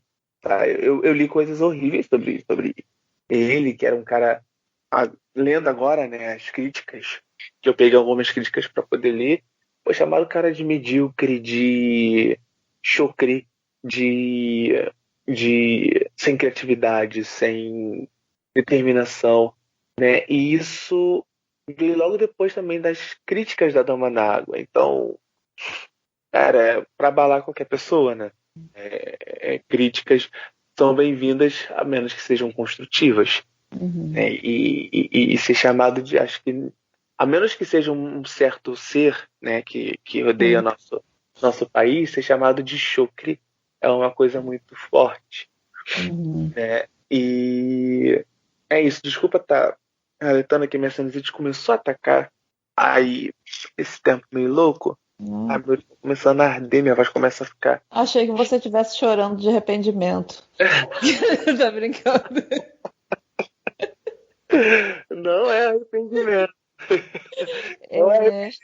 Eu acho engraçado porque eu lembro que nessa palestra que eu fui dele na Globo, ele já tinha sido pós Dama na Água e Fim nos Tempos, e eu acho que ele encara isso com muito humor, mas um humor que se ressente ainda, assim. Essas críticas, porque ele falou que ele tinha ido buscar a filha dele no colégio, lá na Filadélfia, né? E aí parece que um cara meio que... algum problema no trânsito, assim, o cara passou à frente dele, cruzou o sinal, aí ele quase bateu, enfim.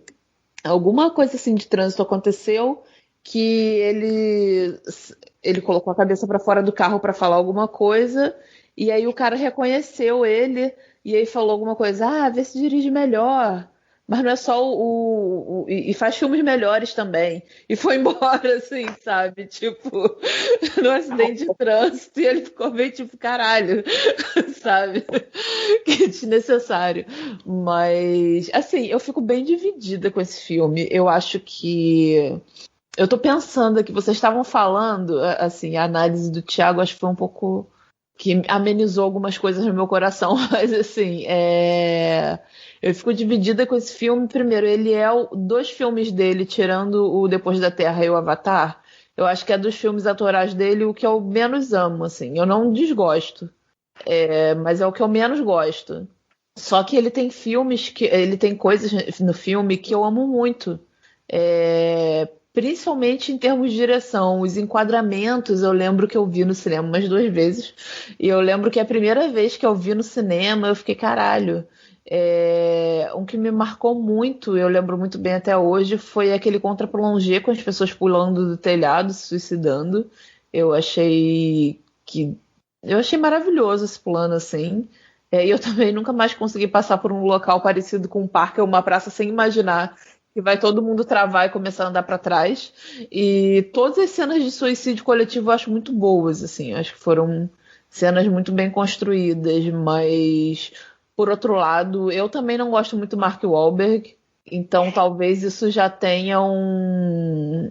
Eu acho que ele funciona em filmes como Jogos Mortais, mas eu não sei se ele funciona em coisas que exigem um leque maior de expressão, mas talvez eu vi umas críticas positivas do filme falando que talvez realmente esse personagem não precisasse de de um leque tão grande assim de interpretação, mas eu não gosto muito dele. Eu não sou muito fã da Zooey Deschanel também, embora eu goste de alguns filmes dela, eu não sou muito fã dela, assim, nada pessoal, só de trabalho mesmo, assim. Eu acho que ela ela faz uns tipos de trabalho que não são os que me agradam muito, assim.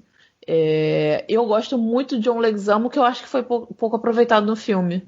Ele, pra mim, é o meu favorito do elenco, e ele, enfim, foi pouquíssimo aproveitado. Eu concordo um pouco com a crítica de que ele poderia ter desenvolvido um pouco melhor, mas eu acho que a ideia geral do filme me agrada. Assim, eu acho que talvez, além de um problema um pouco de desenvolvimento, eu quero assistir de novo, porque dessa vez eu não assisti, porque eu já tinha visto no começo da pandemia, e eu vou falar que eu tendo visto no cinema há muitos anos atrás, ou o quê? 12 anos atrás, 13 anos atrás, e eu ver no começo da pandemia, que a gente estava meio que na mesma situação deles ali, tem um peso completamente diferente, sabe? Eu acho que Fim dos Tempos ele veio num momento talvez errado. Não sei também se com um momento tão errado assim, mas eu lembro que as pessoas zoavam que era o filme do Vento Assassino, mas eu acho, ainda mais hoje em dia, que é bastante plausível que o Vento Assassino funcione como uma alegoria para um momento parecido com o nosso agora, sabe? Que é essa coisa da respiração, enfim. E não vamos esquecer que o cinema é alegoria também, sabe? Então, assim, acho que funciona o Vento Assassino como uma alegoria linda, mas a gente sabendo que foi planejado como um filme B. E, assim, o Shyamalan, ele é engajado politicamente, ele tenta colocar isso de forma sutil nos filmes dele, e, assim, a crise climática e ambiental não é algo recente. Eu lembro que esse debate existe desde que eu me entendo por gente, e, assim, esse filme é de 2008, e era uma época que o debate estava em alta. Em 2006 a gente teve o documentário Uma Verdade Inconveniente, que foi muito falado na época, que ganhou, tipo, sei lá, uns 5 Oscars e tal, e tratava da questão ambiental. Então, assim, não era um assunto inédito, mas eu vejo que a alegoria que ele usou não foi bem recebida por uma série de fatores, assim, que às vezes são até externos à própria narrativa do filme. Tem a própria questão da carreira dele, de como as pessoas estavam recebendo e do peso das críticas que ela fazia, e a motivação que a gente já falou aqui, que tem a questão da expectativa, a questão do racismo, enfim. Mais uma vez, ele trabalha muito o extra-quadro, né, nesse filme. Como eu havia falado, ele tem alegorias que conversam muito com a situação que a gente está passando. Eu li algumas críticas também, e algumas delas falavam sobre o filme falar sobre a incapacidade da comunicação e da fala. Assim, tem essa questão no filme, não foi uma coisa que, quando eu assisti, às vezes que eu assisti, tenha me chamado a atenção especialmente, não me fixava tanto nesse aspecto do filme a princípio, mas aí sim, mais uma vez fazendo um link com o que a gente passa hoje em dia, talvez ele tivesse uma visão vanguardista do que ia acontecer, porque nós claramente estamos na época da dificuldade de comunicação, tanto da gente se comunicar um com os outros, né, dependendo do ângulo que a gente veja as coisas, como a comunicação desenfreada e sem filtro que criaram um caos na percepção de fatos, assim. Então, eu confesso que essa é uma leitura que não me tinha passado muito assim. Eu vou ter que ver o filme mais uma vez para entender o que as pessoas estavam querendo falar. Mas, enfim, fizeram essa leitura aí também. Eu acho que é válido, assim. Eu acho que esse filme se comunica muito bem com o que a gente está vivendo agora. Eu concordo, Bia. Concordo. Não vou te matar por isso, Rodrigo. Esse filme eu concordo um pouco com as críticas. Eu confesso que, assim, nenhum dos três, é aquilo que eu falei, né? Nenhum dos três filmes que foram tremendamente esculhambados, né? O Vidro, o Dama na Água e esse. Eu confesso que, assim, tipo, não achei, assim, tipo, nenhum dos três tão ruins quanto eu imaginava. Achava que ia ser um troço horroroso, assim, tipo algum filme do Ari Aster, mas não desgostei não. A gente precisa trabalhar essa questão na sua cabeça. Depois dessa ótima conversa, vamos falar então sobre streaming no quadro. Tem na Netflix? Tem na Netflix? Tem no Netflix? Tem na Netflix? Tem na Netflix? Tem na Netflix? Tem na Netflix. Então, Beatriz, que filme você viu recentemente em alguma plataforma de streaming que você gostaria de recomendar pra gente? Então, eu assisti hoje, um pouco mais cedo, antes do programa, o curta Dois Estranhos, que tem na Netflix. Ele concorreu ao Oscar, agora eu não lembro se ele ganhou o melhor curta-metragem ou não, e não sei se vocês assistiram, mas assim, eu cheguei a ter enxaqueca depois do filme, porque são meia hora de filme, nossa, é muito, eu não parava de chorar no final, é muito incômodo, assim, eu achei muito pesado. Ele retrata, assim, retrata violência policial e racismo, e é muito forte, assim, se alguém for sensível a esse conteúdo, não assiste.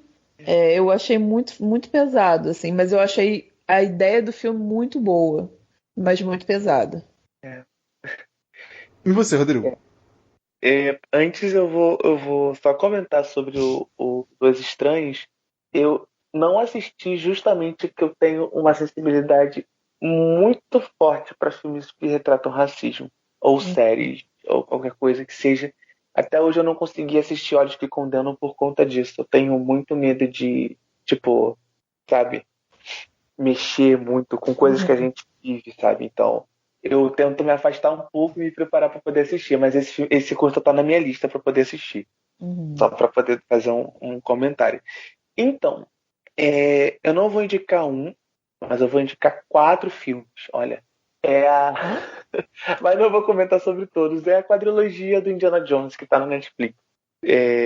Assisti recentemente, né? Eu parei a madrugada para poder assistir, eu e minha irmã, e como é gostoso, né? Ele passa muito rápido, sabe? É uma aventura que é muito gostosa de assistir.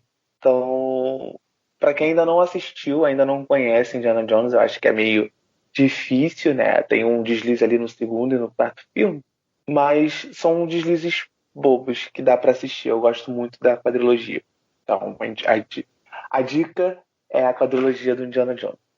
Você tem algum meio de contato, Rodrigo?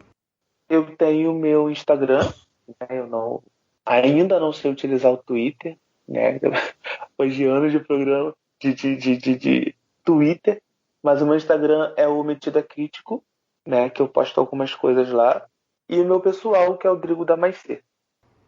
E você, Bia? Eu tenho meu Twitter e meu Instagram, ambos são Biba Moreira, @BibaMoreira. Agradeço demais a participação da Bia e do Rodrigo e agradeço você que está nos escutando. Não se esqueça de mandar feedback para nós em podcast.cego@gmail.com. Você pode visitar nossa página lá no Facebook. Mande sugestões, críticas, elogios e compartilhe com todo mundo, pois quando se trata de cinema, todo mundo tem um ponto cego. Da Rua Pareto, eu sou o Thiago. Da Rua Marangá, eu sou a Beatriz. Aqui da General Fernando Batalha, eu sou o Rodrigo. E este foi o podcast Ponto Cego. You know, hot dogs get a bad rap. They got a cool shape, they got protein. You like hot dogs, right?